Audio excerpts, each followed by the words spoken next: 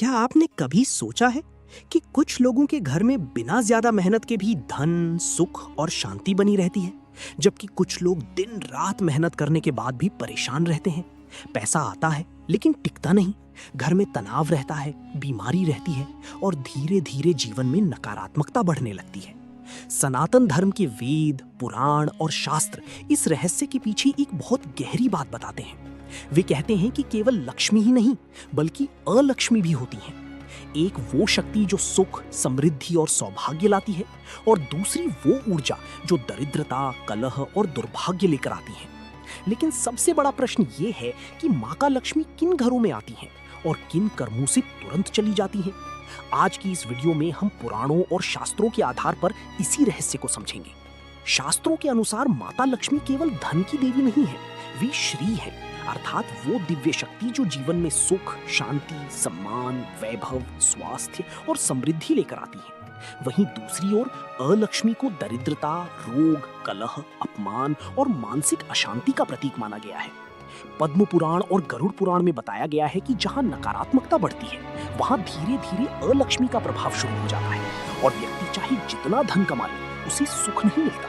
पुराणों में वर्णन मिलता है कि जब समुद्र मंथन हुआ, तब क्षीर सागर से अनेक दिव्य वस्तुएं निकली और उन्हीं में से माता लक्ष्मी भी प्रकट हुई। उनके प्रकट होते ही संपूर्ण ब्रह्मांड प्रकाश और सौभाग्य से भर गया। सभी देवता और असुर उन्हें प्राप्त करना चाहते थे, लेकिन माता लक्ष्मी ने भगवान विष्णु को चुना, क्योंकि भगवान विष्णु संतुलन, धर्म और पालन के देवता हैं। इसका अर्थ ये है कि लक्ष्मी केवल वहीं स्थिर रहती है जहां संतुलन, शांति और धर्म हो।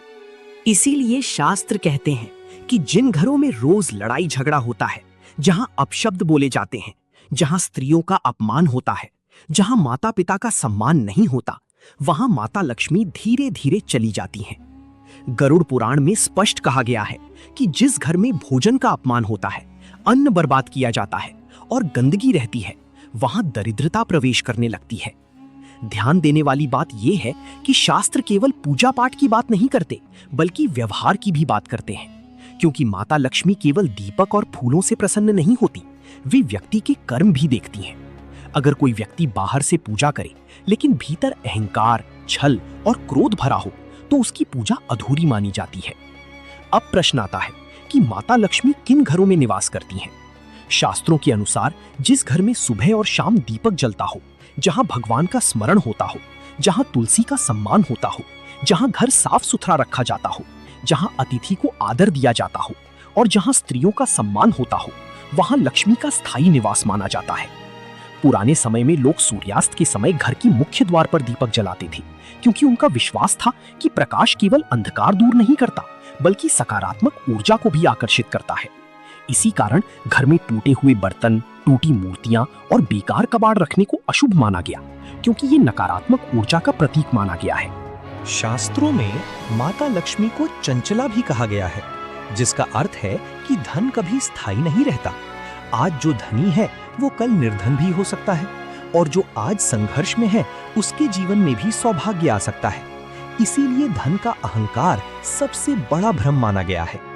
एक और महत्वपूर्ण बात, कई लोग सोचते हैं कि केवल पैसे का होना ही लक्ष्मी का आना है, लेकिन शास्त्र ऐसा नहीं कहते। अगर किसी घर में बहुत पैसा है लेकिन शांति नहीं है, परिवार में प्रेम नहीं है, हर समय तनाव और भय है, तो उसे वास्तविक लक्ष्मी नहीं माना जाता।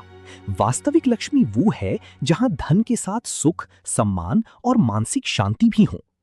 अब बात करते हैं उन कर्मों की जिनसे माता लक्ष्मी प्रसन्न होती हैं। सबसे पहला कर्म है स्वच्छता। कहा जाता है कि जहां गंदगी रहती है वहां अलक्ष्मी का वास होता है। दूसरा है मधुर वाणी, क्योंकि कठोर शब्द घर की सकारात्मक ऊर्जा को नष्ट करते हैं। तीसरा है दान और सेवा। जो व्यक्ति अपनी कमाई का कुछ भाग जरूरतमंदों की सहायता में लगाता है, वहां लक्ष्मी की कृपा बनी रहती है। चौथा है स्त्रियों का सम्मान, क्योंकि शास्त्रों में नारी को स्वयं लक्ष्मी का स्वरूप कहा गया है। वहीं कुछ ऐसी आदतें हैं जो धीरे धीरे दरिद्रता को आकर्षित करती हैं, जैसे देर तक सोना, आलस्य, नशा, झूठ बोलना, दूसरों का हक छीनना, हर समय क्रोध करना और घर में नकारात्मक वातावरण बनाए रखना। ये सभी बातें शास्त्रों में अलक्ष्मी को बुलाने वाले कर्म बताए गए हैं। सबसे गहरी बात यह है कि लक्ष्मी केवल तिजोरी में नहीं बसती, वे व्यक्ति के मन में भी बसती हैं। अगर मन अशांत हो तो करोड़ों रुपए भी व्यक्ति को सुख नहीं दे सकते। लेकिन यदि मन शांत हो, परिवार में प्रेम हो और जीवन में संतुलन हो, तो साधारण जीवन भी आनंदमय बन जाता है। इसीलिए अगर आप चाहते हैं कि माता लक्ष्मी आपके घर में स्थायी रूप से निवास करें, तो केवल धन कमाने पर ध्यान मत दीजिए, अपने घर की ऊर्जा पर भी ध्यान दीजिए। अपने व्यवहार को बदलिए, अपने कर्मों को शुद्ध कीजिए, क्योंकि शास्त्र कहते हैं लक्ष्मी वहां नहीं जाती जहां केवल धन हो, वे वहां जाती हैं जहां धर्म, सम्मान, शांति और प्रेम हो। और शायद यही इस पूरे रहस्य का सबसे बड़ा सत्य है कि वास्तविक समृद्धि केवल पैसे से नहीं, बल्कि सकारात्मक ऊर्जा, अच्छे कर्म और पवित्र जीवन से आती है।